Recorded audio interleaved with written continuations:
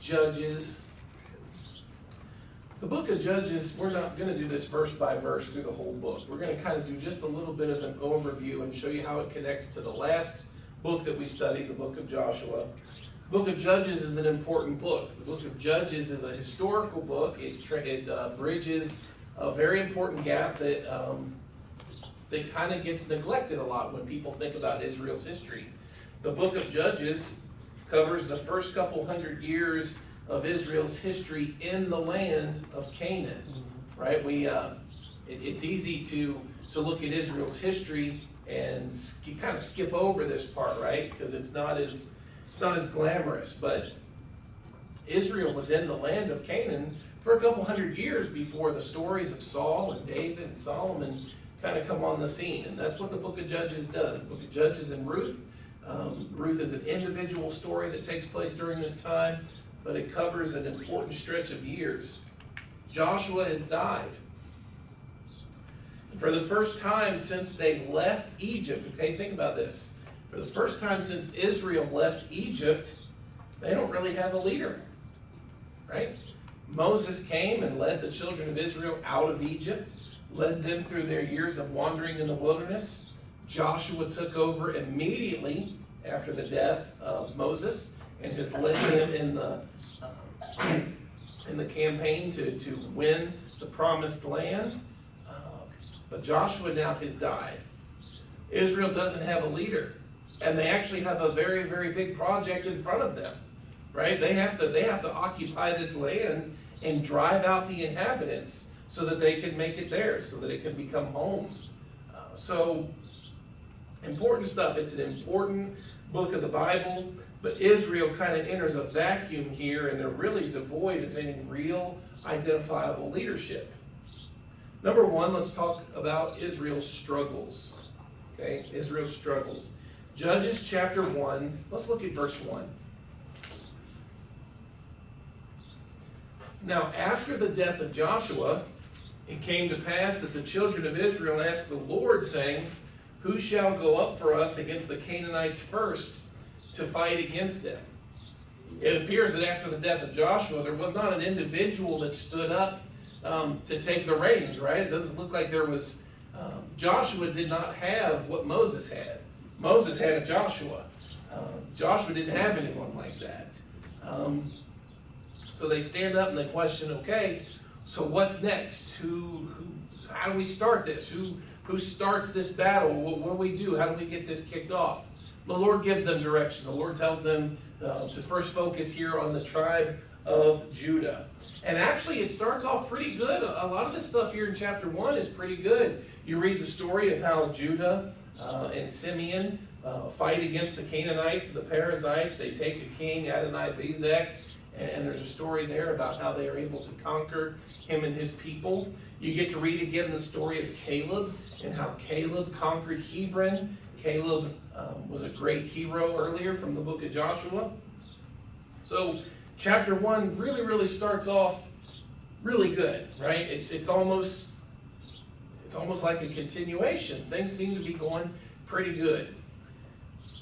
And then they hit a snag, okay? And Judges chapter 1 and chapter 2 are they're like a mini overview of the entire book. Judges chapter 1, let's look at verse 19. You remember what God had promised?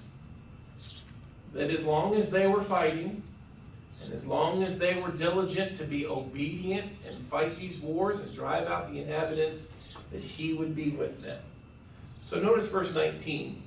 It says, "And the Lord was with Judah, and he drave out the inhabitants of the mountain, but could not drive out the inhabitants of the valley, because they had chariots of iron." First snag, right? We know they're supposed to drive out the inhabitants. Things seem to be going pretty good. They're working hard at it. They're doing so. Then they run into an enemy that has chariots of iron. And Israel struggles with that. Now, does the Lord struggle with chariots of iron? Absolutely not, right? You don't have to go any further than this book, right? You come over to Judges chapter 4, and the Bible tells us a story of a man named Sisera who had 900 chariots of iron. But the judges, Deborah and Barak, they stand up, and in the strength of the Lord, they go and they defeat Sisera's army, and those 900 chariots of iron were nothing. So when you read Judges chapter 1, verse 19, you shouldn't imply that the chariots of iron were too much for the Lord. Certainly that's not what it's implying or referring to there. But Israel ran into a difficulty. They ran into an enemy that was prepared. They ran into an enemy that was ready, able, and willing to fight against them. And Judah struggled. And Judah did not completely drive them out. Okay? We're introduced to this idea that Judah did not go all the way in driving out the inhabitants of the land. Okay? Come down real quick to verse 21. And the children of Benjamin did not drive out the Jebusites that inhabited Jerusalem. But the Jebusites dwell with the children of Benjamin in Jerusalem unto this day. Okay? Well, that's a second tribe. They're struggling. Let's look at verse 27. Neither did Manasseh drive out the inhabitants of Bethshean and her towns, or Tanakh and her towns, nor the inhabitants of Dor and her towns, the inhabitants of Ibleam and her towns, nor the inhabitants of Megiddo and her towns, but the Canaanites would dwell in that land. It came to pass when Israel was strong. Now, isn't that interesting that it would say that they didn't drive out the inhabitants? This time it does not necessarily appear to be a strength issue. Because it says it came to pass when Israel was strong, that they put the Canaanites to tribute and did not utterly drive them out. You know what we were told the first time? It looked like part of Judah's struggle was the hardness of the battle, right? Because they had to face against chariots of iron. But you come down here to Manasseh, and her inability to drive out the inhabitants of the land seems more of a willing thing. Because they get into these battles, and they drive out some of them, but they don't drive out all of them. And part of it seems to be that they come to the realization, you know what? We're stronger than these people. I bet we could make them our tributes. In other words, I bet if we left them here, but continued to show a show of force or strength over them, we could get something out of them, right? Whether it be money or services or whatever it be, they make the decision to make them a tributary. Now that wasn't what God commanded, right? You're supposed to drive them all out, but so far we've seen Judah hasn't done it, and then Benjamin didn't do it, now Manasseh didn't do it. How about verse 29? Neither did Ephraim. Okay, how about verse 30? Neither did Zebulun. Verse 31, neither did Asher.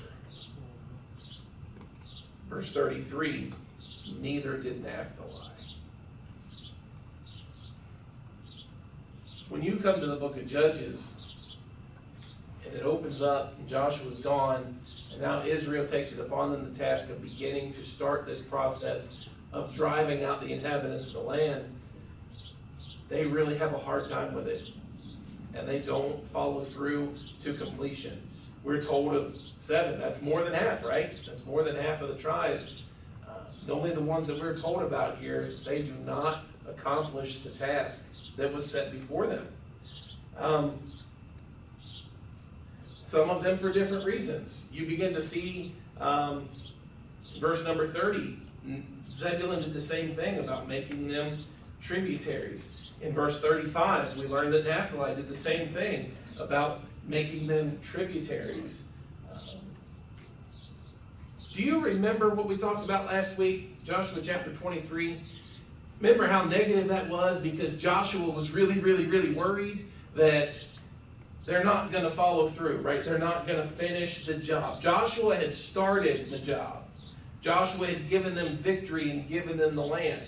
Now it's time to drive everyone out, make it home, make it theirs. Joshua's really, really worried that they're not going to follow through all the way. So Joshua chapter 23 is what we read, and it seems like Joshua's worries were really realized here. And I'm not sure why all of the children of Israel didn't obey. It seems like some of them could have. For some of them, it was not a matter of strength. It was not a matter of ability. It was, if we allow them to stay in the land, we could use it to our benefit. We could use it to our advantage. You guys always want to remember, and I'm looking at some of the young people that we have here. As good a reason as you think you have not to obey, always obey. Okay? You may be convinced that you have a great, great reason not to do so, but you should always obey. You remember the story of King Saul in 1 Samuel chapter 15? Now, they were again supposed to do the same thing. They were supposed to go and win a complete and total victory. And yet, Saul and the people allowed not only the king Agag to live, but they also began to keep some of the sheep and some of the animals. Samuel came along and asked what in the world was going on, and Saul thought, well, the people thought that if we kept some of these, we could sacrifice them to God, right? That would be a sacrifice of thanksgiving and honor to God. So they decided to let some of these animals live. And that's kind of the context in which Samuel tells Saul that the Lord would rather have obedience than sacrifice. Right? As good a reason as that sounded, doesn't that sound logical? We got rid of, we basically obeyed. We obeyed most of it, but we thought that this was a better plan and that we could save these animals and sacrifice them. And Samuel just was very upset. Always obey. Right? If you're convinced, if you think that you've got all the reason in the world not to, you should obey. Okay? So what was the result here? Well, in Joshua 23, we remember when he was worried. In Joshua 23, verse 13, he said, "Know of a certainty that the Lord your God will no more drive out any of these nations from before you." Remember what Joshua told him. It was basically this. It's like, as long as you're going with the intent to be obedient and do this work, God is with you. But if you start to slack and your commitment is not there and the obedience is not there, don't count on the Lord as a backup plan. Right? So let's look at Judges chapter 2. Judges chapter 2, verse 20. It says, "And the anger of the Lord was hot against Israel.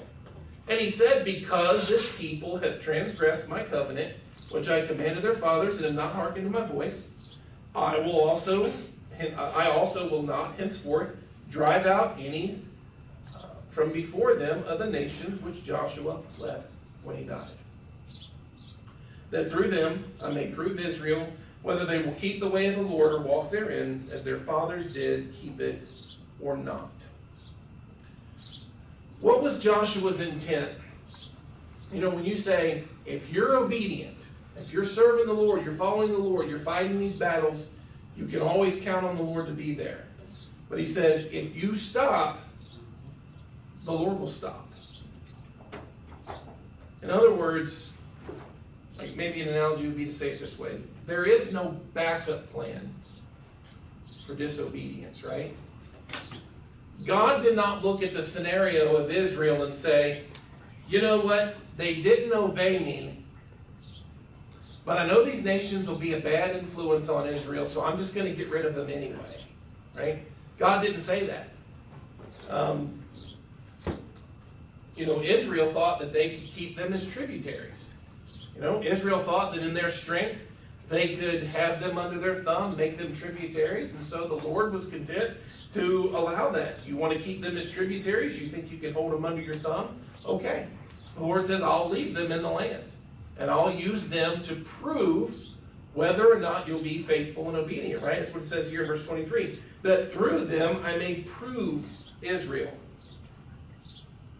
Listen, if they were not going to obey, if they were not going to work, if they were not going to try and fight these battles and drive out the inhabitants, the Lord was not just going to bail them out of this one. Right.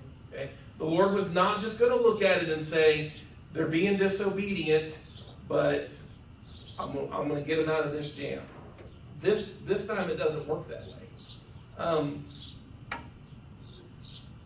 Claiming the name of the Lord is not a guarantee that you're going to get out of every jam that you get in this world. You know, as you guys grow and you live in this world, I think about young people again. You know what I want you to learn? I want you to see and I want you to experience and know the truth of how important faith is. And that faith is a great blessing. And that faith and trust in God is a wonderful thing. And through faith and through trust in God, you will be able in your life to see God do wonderful things on your behalf and through you. I want you to see that. I want you to learn that. But I do also want you to learn faith is not an insurance policy, right? Faith is not a backup plan, right? Faith is not, well, I'm going to do this my way, but if it doesn't work out, I'll just trust that God will fix it. That's not faith. Right? That's what we would call presumption, or to presume upon the grace of God, is to kind of keep the Lord or keep faith as a backup plan. You know, you kind of keep that in your pocket, and if you disobey or you do things your way or you kind of go your own route and then you get into a jam or you get into a mess, oh, well, just play the God card. I'll claim faith, or I'll expect that God would get me out of it. Now, the Lord told Israel up front through Joshua. Joshua told them up front, that won't work this time. Okay? If you don't try and obey and fight,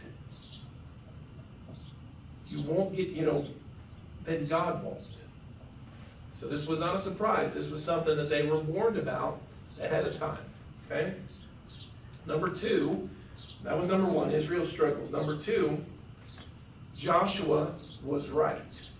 Okay? Number two, Joshua was right. Let's look at Joshua chapter 2, verse 6. And when Joshua had let the people go, the children of Israel went every man into his inheritance to possess the land. And the people served the Lord all the days of Joshua and all the days of the elders that outlived Joshua, who had seen all the great works of the Lord that he did for Israel. We read about that last week, right? Joshua 24 is a parallel that tells the story of Joshua's death. Israel served God all the days of Joshua, and all the days of the elders that overlived Joshua. So Joshua the son of Nun, the servant of the Lord, died being 110 years old.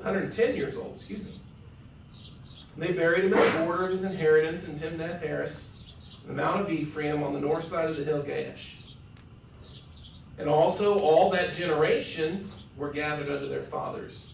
Remember that nation, the elders, the generation of elders that overlived Joshua? All of them now have died. And there arose another generation after them, which knew not the Lord, nor yet the works which he had done for Israel. It says the next generation, after Joshua, and after the generation of elders that overlived Joshua, the next generation arises, and they don't know about what we've been talking about the last 6 weeks. You remember when Joshua built that monument at Gilgal? And they had crossed the Jordan, and he took those stones, and he made a monument there. And do you remember last week at the end of Joshua's life when he made Israel promise, and in their sight he took a stone, a big old stone, and said he put it under an oak tree as a testimony and witness to what they had committed and covenanted before the Lord? Why did he do all those things? He did those things because people forget. And he didn't want them to forget. We're people, and we're prone to forgetting. Okay? It's what we do. But it's really hard to forget if you build a monument, right? Because eventually somebody's going to see it and they're going to ask, well, what is that? Or what does that mean? What is that there for? And if nothing else, those questions being brought up periodically, and every generation or so, the children come by and they see it and they ask those questions. that keeps the story going. That keeps the memory of the event fresh. But it tells us here that it actually hasn't been very long. It's not really 2 generations now past Joshua, and folks have forgotten. They don't talk about what the Lord had done. They don't recall all of the victory that God had given them in the wilderness and in the victory of Canaan. They knew not. You remember what Joshua was afraid of? He mentioned 2 things specifically in Joshua 23. Let's read them again real quick. Joshua 23, verse 7, it says, that ye come not among these nations. These that remain among you neither make mention of the name of their gods, nor cause to swear by them, neither serve them, nor bow yourselves unto them. Okay? First thing he was worried about was the gods of the Canaanites. Okay, that's the first thing. Now look at verse 12. Else, if you do go back and if you do in any wise go back and cleave to the remnant of these nations, even these that remain among you, and shall make marriages with them. That's the second thing he was worried about. Joshua was worried that if they don't drive out the inhabitants, 2 things are likely to happen. They're going to get familiar with the gods of the Canaanites, and they're going to start to mix in marriage with the Canaanites. Right? Those 2 things that he worried about. If they don't drive them out, if they get comfortable living with them, they'll get comfortable with their gods, they'll get comfortable making marriages. Right. You know, Joshua was right. Look at Judges chapter 2, verse 11. Judges 2, verse 11, it says, and the children of Israel did evil in the sight of the Lord, and served Baalim. And they forsook the Lord God of their fathers, which brought them out of the land of Egypt, followed other gods, of the gods of the people that were round about them, and bowed themselves unto them, and provoked the Lord to anger. And they forsook the Lord, and served Baal and Ashtaroth. Joshua was worried, right? If you don't drive them out, if you get too comfortable with them, they're going to corrupt you with their kind of worship. And he hit the nail right on the head, didn't he? Right. Because we see their failure to drive out the inhabitants, and as soon as the generation that knew better was gone, here they are. You know, Baal and Ashtaroth, you read a lot about those kind of gods in 1st, 2nd Kings, 1st and 2nd Chronicles. These are not gods they brought with them out of Egypt. These were gods of the land in which Israel dwelt. But because Israel allowed those nations to stay, that allowed their gods to stay. And Israel ultimately got corrupted by it. Now, what was the other thing he was worried about? If you let them stay, you'll mix with them, right? Well, look at Judges 3 and verse 6. Judges 3 and verse 6, it says, and they took their daughters to be their wives, and gave their daughters unto their sons, and served their gods. So both things that Joshua was really, really worried about came to pass, right? Joshua was a pretty smart guy. Joshua was wise. He could see it. He could see it coming. He knew the dangers of compromising that, right? He knew the dangers of not going through to completion. So you look at Judges chapter 2, and you come away with the understanding that Joshua was right. He's absolutely right. All right, number 3, the story summarized. This is the backdrop, okay? That is the lens through which you have to see the book of Judges. What happens in the book of Judges are weird stories sometimes. There are great stories of heroes and faith. You know, you come to the book of Hebrews and it talks about some of the heroes of the faith. A lot of the names that it mentioned are from the book of Judges. There were men that stood up and did great heroic acts of faith. They had to stand up, or they stood up in the strength of the Lord based on what we're seeing right here. Israel did not fulfill their obligation, right? They didn't obey all the way, and they didn't drive them out. So what happened is this, Judges chapter 2, verse 14. The anger of the Lord was hot against Israel. He delivered them into the hands of the spoilers that spoiled them, and he sold them into the hands of their enemies round about, so that they could not any longer stand before those enemies. And whithersoever they went out, the hand of the Lord was against them for evil. as the Lord had said, and as the Lord had sworn unto them, that they were greatly distressed. What verses 16, 17, 18, and 19 give you a preview of the cycle that Israel's getting ready to start. Okay? Verse 16, nevertheless, the Lord raised up judges, which delivered them out of the hand of those that spoiled them. And yet they would not hearken unto their judges, but they went a-whoring after other gods, and bowed themselves unto them. They turned quickly out of the way which their fathers walked in, obeying the commandments of the Lord, but they did not so. And when the Lord raised them up judges, then the Lord was with the judge, and delivered them out of the hand of their enemies in all the days of the judge. For it repented the Lord, because of their groanings, by reason of them that oppressed them and vexed them. It came to pass, when the judge was dead, that they returned. They corrupted themselves more than their fathers, in following other gods to serve them, and to bow down unto them. They ceased not from their own doings, nor from their stubborn way. There are 4 key words here that are in this passage. Judges, groanings, returned. This is a cycle, okay? Israel gets, evil, or sin, or, any one of those things, right? They wouldn't hearken. If you take notes, this is what you need to know about the book of Judges. And this isn't original with me. I think everybody's pointed this out that teaches through this book. There is a cycle.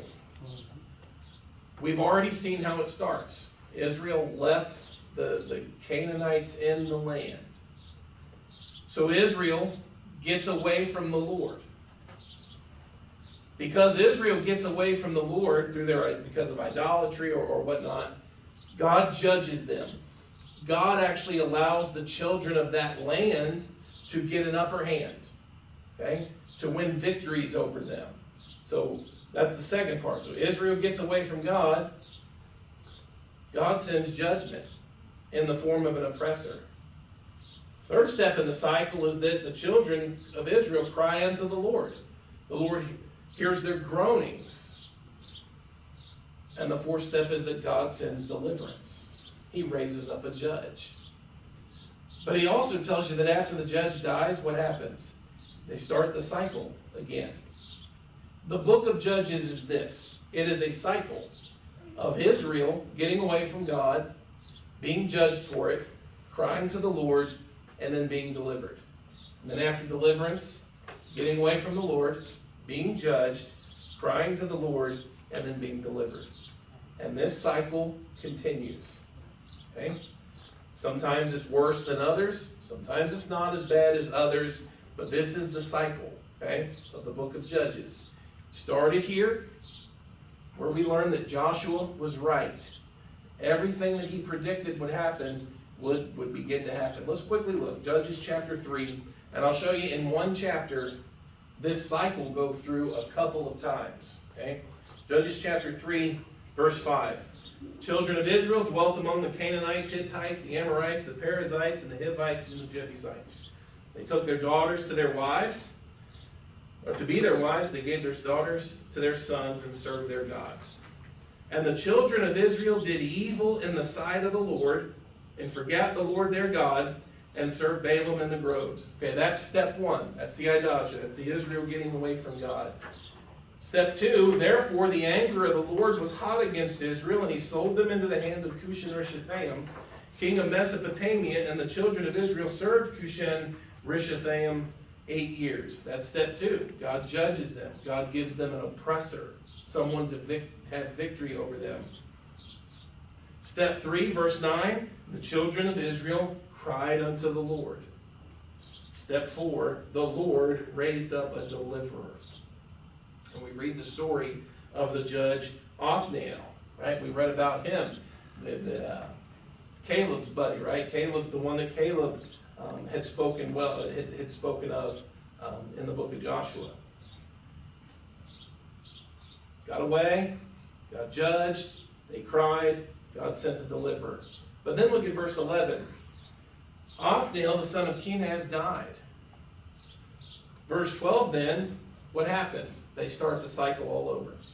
Children of Israel did evil again in the sight of the Lord. And the Lord strengthened Eglon, the king of Moab, against Israel, because they had done evil in the sight of the Lord. He gathered unto him the children of Ammon and Amalek, and went and smote Israel, and possessed the city of palm trees. The children of Israel served Eglon, the king of Moab, 18 years. Imagine someone Hannah's age never have known anything different than living under an oppressor, than living under the thumb of another king, King Eglon of Moab. So verse 15, the children of Israel cried unto the Lord. And what happened when they cried unto the Lord? The Lord raised them up a deliverer, Ehud. But then look at chapter 4, verse 1. The children of Israel again did evil in the sight of the Lord when Ehud was dead. That's 2 chapters and 1 verse. We went through the cycle twice, and we've started over again. I look at this, and I always look at the book of Judges like, I mean, these boneheads, how could they not see that? And you know what we realize, you know what we fight with? The Bible tells us about the sin which does so easily beset us. You and I, we all have those things that we struggle with, and we get in that same cycle, right? Where we succumb to temptation, or we falter, or we fail. God judges us. We face that chastisement. We cry out unto the Lord. He forgives us. He gives us victory over that for a while. And then if we're not careful, we start to fight that. We start that cycle all over again. And we have those same kind of struggles, faults, and failures. The book of Judges is a caution, right? It's a caution on that. We can get kind of stuck in those cycles and in those ruts. And the children of Israel did this for a couple hundred years. You can read through, we just read through chapter 3, and we made it real quick, right? We quickly went through 2 cycles. But some of these things, some of these the judgment under Eglon, that lasted 18 years. You know, that's a long time. You're not 18 yet, are you, Elliot? You're not even halfway there. Imagine. And why? What was the root of all this? Well, Joshua. You remember when Joshua said, "You choose who you'll serve. As for me and my house, we will serve the Lord." And everybody immediately stood up and said, "Yeah, we're with you. Yeah, we'll serve the Lord." And Joshua stopped them real quick and he said, "Whoa, whoa, whoa. That was way too easy." He said, "This is going to take dedication." He made them swear to it. He made them promise to it. And he took that stone and he put it under that big old oak tree and he said, "This stone right here heard you, and it'll be a testimony that you promised." And then Joshua died, and they didn't keep their promise. Everything that Joshua worried about kind of happened. So when you read the book of Joshua, there's a mixture, right? Or the book of Judges. Terrible cycle. Mixed in, there are great stories and heroes of faith. It's really, really an interesting book. So take some time, study it, read about some of these great heroes, Gideon and Deborah and Barak and Jephthah and Samson, all men and women that accomplished great things for the Lord by faith. And we're there to answer the call when the Lord was ready to raise up a deliverer. Most commentators look at this book and agree that the events are not necessarily chronological, and that the events are not necessarily all national. Some of these events were probably more localized. Like it's not necessarily an implication that maybe Eglon controlled all of the nation of Israel as much as maybe it was in a certain location. But you get to the end of the book, and Israel now they got civil war. They almost wiped out one of their own tribes completely. There's just so much political unrest and division. The last words of the book of Judges says that in that day there was no king in Israel. Everybody did what was right in their own eyes. There was just so much unrest and upheaval. This is what set the tone when 1 Samuel opens and Israel's ready to say, give us a king. So we can be like all of the other nations. A lot of this stuff from the Bible, if you read it all, it does all tie together. Right? God's word does tie together. When Israel asked for a king, realized what they had been through for the last couple, it doesn't make it right, but you can see the upheaval at the end of the book of Judges, and they were ready for something different. Israel learned that what's going on in this book doesn't work. Okay? So always try to obey. Okay? Always try to obey. If you find yourself stuck in one of these vicious cycles, prayerfully and honestly seek the Lord to help you get out. Okay? We are all prone to this. Okay? There's not a one of us that is strong enough, faithful enough on our own to keep these cycles from existing in our lives. We must faithfully and honestly obey and pursue the Lord and seek Him. All right, that is some nutshelling for the book of Judges. All right, encourage you to read it. The best story from the book of Judges is not even in the book of Judges. It's the story of Ruth. It takes place during that time period, right? So, of course, read that, the book of Ruth, along with it as well. Father, we're thankful for the time to gather and to look at your word. I know we've just done an overview of this book, but it's an important part of Israel's history. It introduces so much, why Israel was in the shape that she was in, how the idolatry of Baal and those things got introduced to them, things that became very important later on in their history. It's a challenge to us, Lord, that to always faithfully obey and pursue that which is right. Lord, we want to believe, we want to trust, we want to have faith.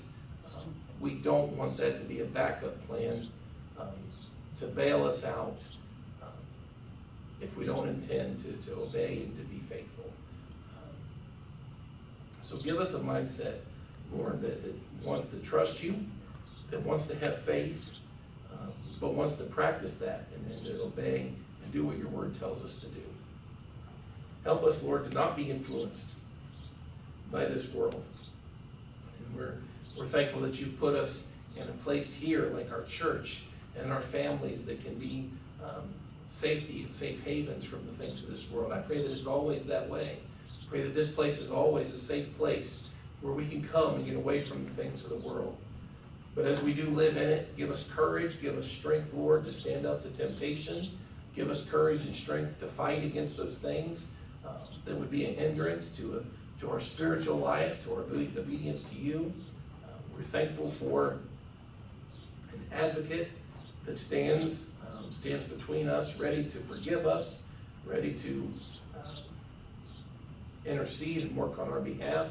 And we're thankful for the Spirit that lives in us, that truly is greater than he that is in the world. So we rest and we trust in your strength. Help us to live for you in this world. Bless us tonight. Bless us throughout the rest of this week, the many requests that Brother John mentioned. Be with each one. Help each one. Help us to do great things in the struggles and in these cycles that we go through. Help us not to neglect the great stories of faith. And pray, Lord, that you would use us, do great things with us in the world in which we live. We ask it in Jesus' name. Amen. All right, Brother John.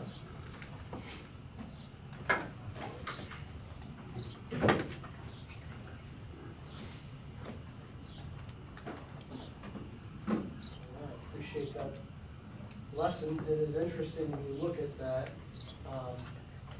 and it's a warning, I think, for us in multiple ways. It wasn't that long ago. It talks about how the generation came up that didn't know Joshua, right? It wasn't that long ago that Joshua set up that monument and said, this way, when your kids ask what this is about, you can tell them what God did. And yet, few generations. A few generations later, it says they didn't remember any of the stuff that God had done for them. That's a failure on two parts. That's a failure on that generation's part. It's also a failure on the generation before it for not telling that generation what God did.